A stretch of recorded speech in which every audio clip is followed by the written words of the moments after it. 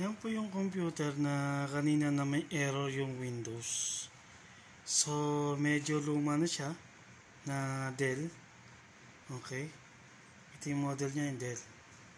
So, DDR4 siya. So, pag ganun nakakita ka ng error, yung error niya kailangan lumalabas yung F1, F2. So, merong problema sa kanyang battery. So, itong battery niya, okay, kapaltan lang natin. Sundutin lang natin dito. Yan, meron siyang pinakano dito. Yan, lock. Sundutin lang natin. Yan. Para umangat. Dito.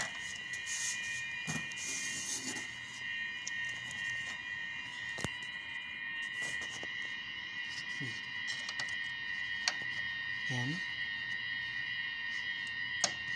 Nascreen natin yung battery. Yan. Tapos, ito yung luma niya. So, kumuha tayo ng bago. Ito yung nandito kanina, yung bagong battery. So, ito yung battery niya na bago. Ilalagay natin dito. Ganyan lang siya. Kabit. So, sundutin lang natin. Kapain natin dito kung nakakabit na. Okay. Sundutin lang natin ito. May lock.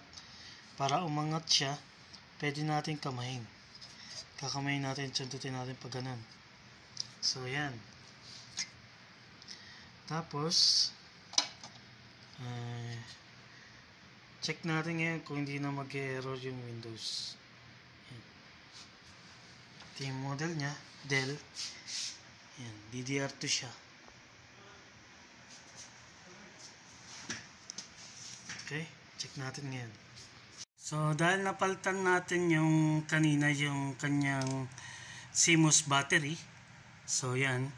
Lalabas pa rin yan, pero kailangan natin itama yung oras para hindi na siya lalabas. So, anong gagawin natin?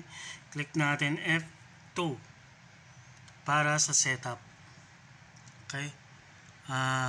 To run the setup utilities. Ayan. Click natin. Okay. So, nandito na tayo. Ayan. Pakita ko lang sa inyo. Tapos, baba lang natin to. Ayan. Hanapin lang natin time and date. Okay. Lipat tayo dun. Tapos enter. Kung mapapansin mo yung date niya, ang layo, di ba? So, dito, anong araw na ngayon? Ayan.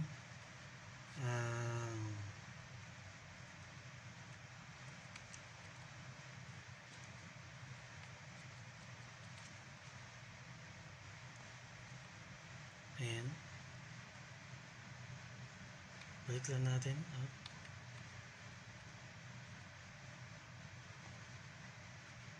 Ayan. Thursday ngayon. Dito sa Saudi. Tapos, click natin to. Tapos, month ngayon. October.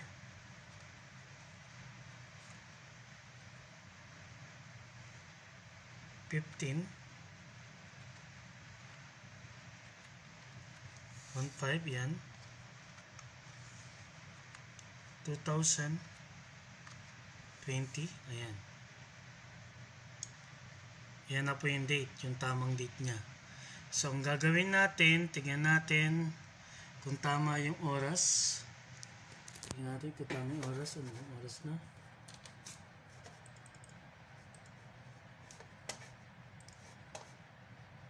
Uh, 9. So, paltan din natin yung oras. Okay.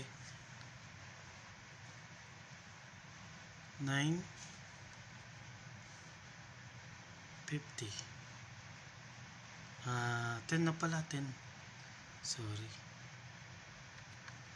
Yan.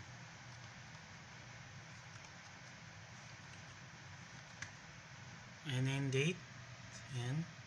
So, ngayon, ang gagawin natin, enter natin, Okay? So, pag enter natin, F10,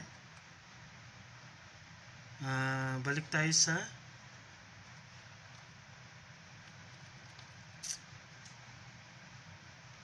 escape. Then, save. Okay. Tingnan natin kung hindi na magloloko yung Windows. Ayan. Tumuloy na yung Windows. Kanina hindi tumutuloy yung Windows. Andun siya sa error niya. So, nasolve na natin yung problema. So, ganun lang. Pagka mayroon kayo na-encounter na lagi lumalabas yung F1, F2. So, check nyo baka yung error nyo yung sa CMOS battery. Kailangan lang palitan. So, check natin kung Tapos mamaya, restart ulit natin kung hindi na magkakaroon ng error ulit.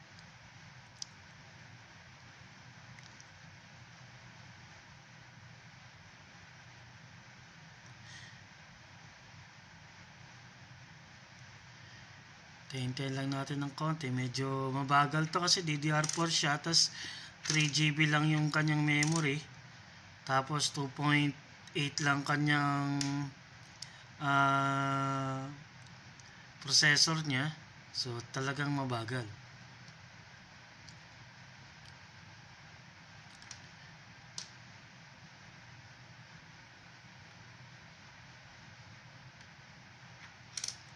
Mamaya i-restart natin kung hindi na siya magkakaroon ng error.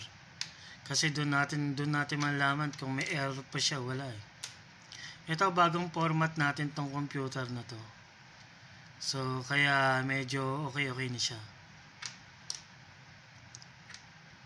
Yung speed nito normal lang kasi naka Windows 7 tapos DDR DDR2 Core 2 kaya medyo mabagal. Ayan. Close natin, tapos restart ulit natin.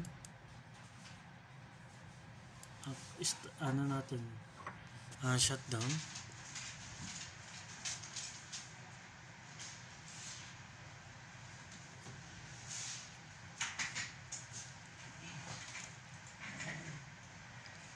Okay, ngayon na shutdown natin. So, try natin na buksan ulit. Ayan, may ilaw na. Tingnan natin kung lalabas pa rin yung error niya. Ayan. Tumuloy na siya kasi napalitan natin ng bagong CMOS battery. Ayan. Ito tayo kaya kanina kumuha. So, okay na. Solve na yung ating CMOS battery lang pinalitan natin. So, umukay na yung Windows niya. So, tapon natin itong lumang battery. Ayan.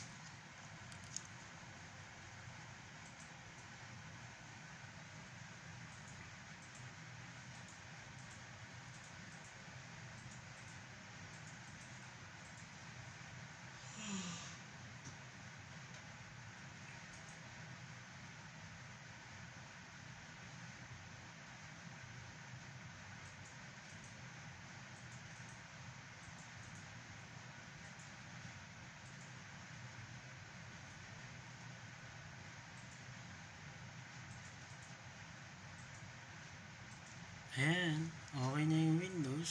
So, ayan. Okay na. Wala nang error. Hindi kagaya kanina. Pagka na-restart mo, may lumalabas na error. F1, F2.